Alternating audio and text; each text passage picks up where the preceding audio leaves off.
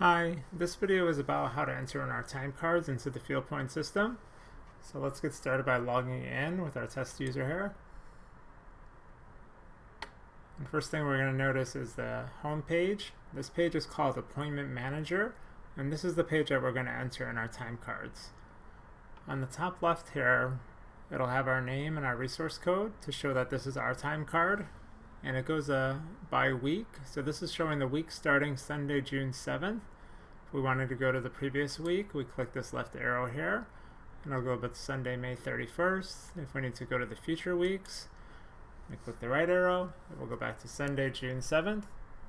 And down here we have appointments, and we have favorites. Under the favorites has these 4 rows, and these are the rows that we're going to use to enter in our time entries here. So the first one here is office start shift, and then we have lunch, and we have office end shift, and the last one is make selection. So these first 3 are the ones that we're going to use almost all the time. So let's go over these first 3 first. So office start shift, let's start on Monday, June 8th. We're going to line up the row and the column there, and we're going to left click, and we're going to go to open detail. And this is when we started our day. If we started at 7:30, we just leave that at 7:30. It's going to default to 7:30 all the time. So if it's not 7:30, we got to change it. If you started at 8 o'clock, we got to change it to 8 o'clock.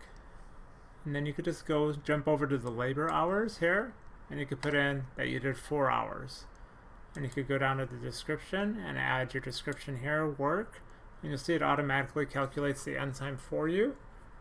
If you did 5 hours, you could put 5 hours, and vice versa. If you put in the end time here, if you put in 1300 for the end time, it'll calculate the 5 hours for you. And as you notice, it's on military time, so once you go to 1 o'clock, you have to go up to 1300. And it's important to remember your end time, because we're going to use that on our next entry. So let's hit save here, and then let's see, go to our lunch. So after our 5 hours of working, we're going to go to our lunch, open detail, and we got to change the start time always to our correct start time. So we finished our last shift at 1 o'clock, and then we can enter in our lunch time right here how long it took. If we wanted to put 13:30, that would be a half hour. Or we could go here to the labor hours and add it. So if it's 15 minutes, we would put 15. If it's 30 minutes, we put 30. If it's 45 minutes, we put 45. And you'll see the time keeps calculating for you in here, the end time. So I'm going to stick with the 30 minutes because there is no 0.5s or 0.75s in the FieldPoint system. So let's go ahead and type in our lunch here for our description. So we took a lunch from 1300 to 1330. So we got to remember the end time. Hit save, and now let's go to the next one, our end shift.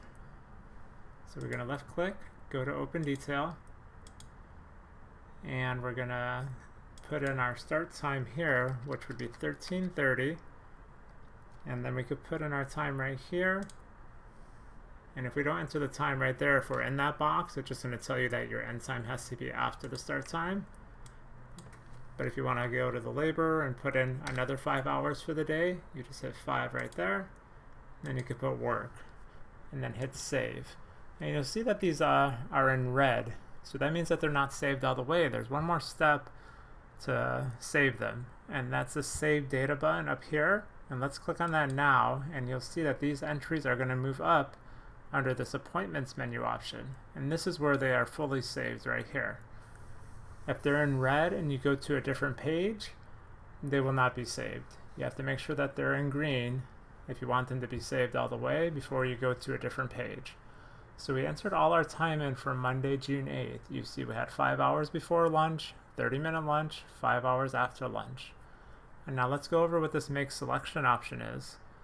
So this will give us different options. So if we're going to enter in PTO, training, jury duty, leave, or bereavement, we're going to change this task number to the different number here to reflect what we're doing for that day or that time.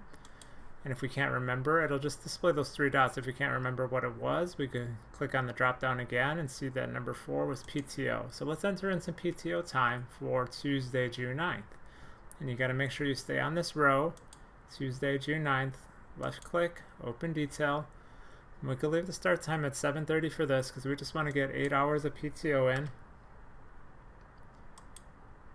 And we could put vacation, hit save, and remember it's in red, so we're going to have to click on the Save Data button up here to move it up under Appointments and make sure that it's green before we go anywhere else.